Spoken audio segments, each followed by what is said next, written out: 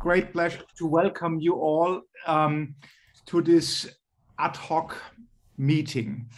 The symposium is entitled COVID-19 Infection-Immunity-Vaccination. And as a climate change person, I must say I've always listened very well to this community, and it's very impressive what you people have been achieved during the pandemic.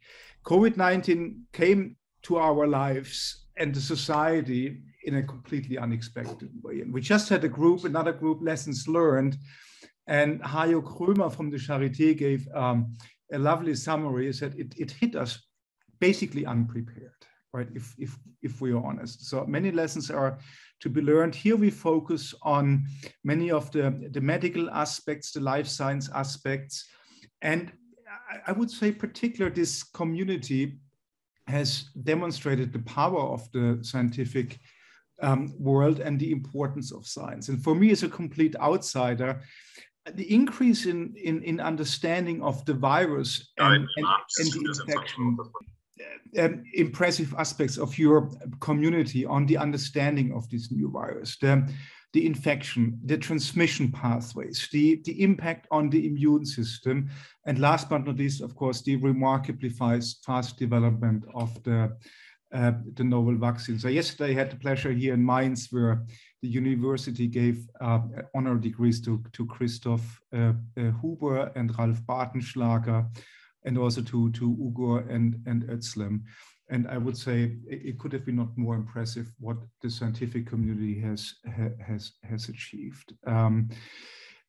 What we want to do here is to discuss across all the disciplines and all also the classes we presented at the Leopoldina in this wonderful bottom-up initiative where we stand, what we need to consider in terms of advancement in your field, what it means for science society.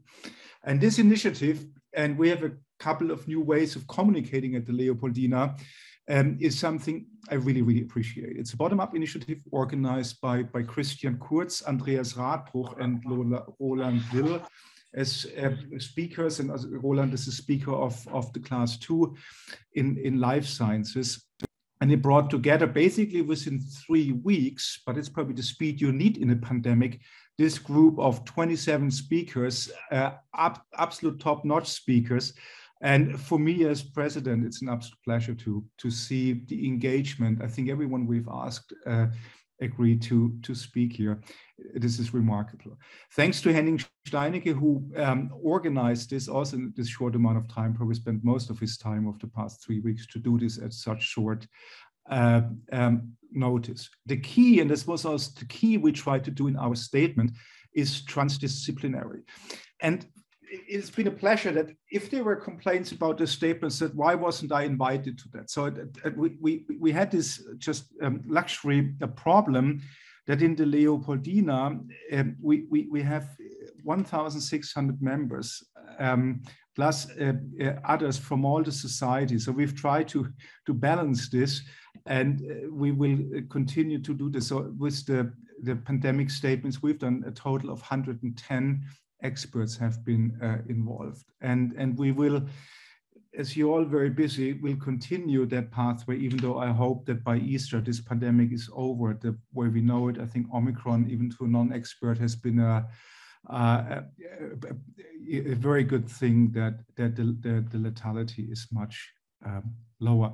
So I very much look forward to those 3 sessions where 27 top leading scientists from Germany, from Greece, from India, and the United States will represent this vast variety of research topics which we needed to deal with the pandemic. I have one very sad announcement. There was one colleague and Leopoldina member was planning to give a talk today. He's missing. Reinhold Ernst Schmidt died on January 23. He was an outstanding immunologist. He was the chairperson of the scientific board of the Paul-Ehrlich Institute, and he played an extremely important role during the pandemic, at least in Germany. Andreas Radbruch is one of his closest colleagues, and I want to hand over to Andreas to remember Reinhold Schmidt and say a few words in his memory. Thank you for attending. Andreas, the word is yours.